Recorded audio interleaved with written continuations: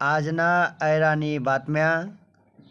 लवकरच निवडणुकीसना बिगुल. निवडणूक आयोगनी सर्व जिल्हाधिकारीसना संगे बैठक. राष्ट्रीय सेवा योजना प्रेरणा शिबिरनी विद्यापीठमा उद्घाटन. राज्यमा खरीपना 26% पेरण्या पूर्ण. 1 लाख शाळासनं शाळाबाह्य मूल्यांकन 31 जुलैपर्यंत. डोनाल्ड ट्रम्पनी 14 देशवर टॅरिफ लावं, भारतले लाभ. महाराष्ट्रना 14,000 तरुणसले PM इंटर्नशिपना लाभ भेटणार. विकसित महाराष्ट्र 2047 सर्वेक्षणमा नक्की सहभागी व्हा, सरकारनं आवाहन. जळगाव जिल्हामा 500 वर ग्रामपंचायतीसवर महिला राज. नागपूरमा जास्त पाऊसमुळे शाळा व महाविद्यालय सुट्टी. विदर्भमा समाधानकारक पाऊस. शेतकरी तुकडेबंदी कायदा रद्द करानी सरकारनी तयारी. बहुप्रतिष्ठित जनसुरक्षा विधेयक कालदिन विधिमंडळमा सादर होई.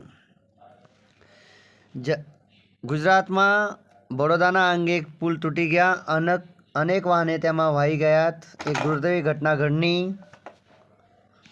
मित्रस्वनी या होतात आजना ऐराणी बातम्या. एक छोटीशी स्टोरी मी काही दिवस पहिले ऐकी होती, ती तुम्हाला आज सांगी राहिनो, जी खूप महत्त्वानी आहे. एक शेतकरी होता. तो शेतकरीनं कायम नुकसान होई जाय.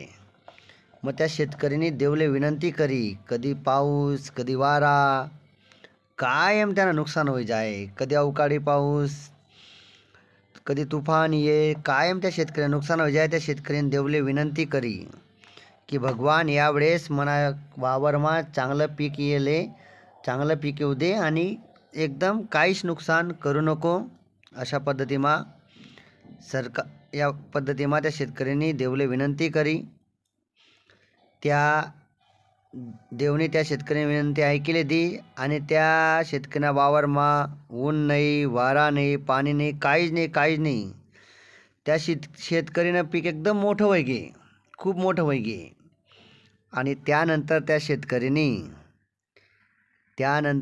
शेतकरीने एक दिन दख की त्यांना पिकले कणसे होतात, कणसे, पण त्या कणसेसमा दाना नाही होता. तो देवकडे गे आणि देवले विनंती करी की देव आई काय मना वारमा पीक तो उभं राहणं एकदम चांगलं होणं, पण त्याला कणसेसले दाना नाही त्यांना मा ऐकच का होईनं. देवने त्या शेतकऱ्याला सांगा, भाऊ आईचं संघर्ष, आईचं पराक्रम आहे, आईचं सगळं आहे, आई त्यानामुळे जे जिथला ऊन वारा पाऊस जास्ती राही ना, संघर्ष जास्त तेवढा तुम्ही मोठ्या वर्षात. आयुष्यमा काही संकटे आपले हारावासाठी नाही, मजबूत करासाठी येतच. मनीषने त्या कणिसनामा एक नाही राहावानं. आपले जर मजबूत बनणं आहे, मोठं होणं आहे, तर संकटसना आपले सामना करना पडी, तरच आपण मोठा बनू शकतस. ध्यान देवा. मित्रस्वनी व्हिडिओ ऐका त्याबद्दल धन्यवाद.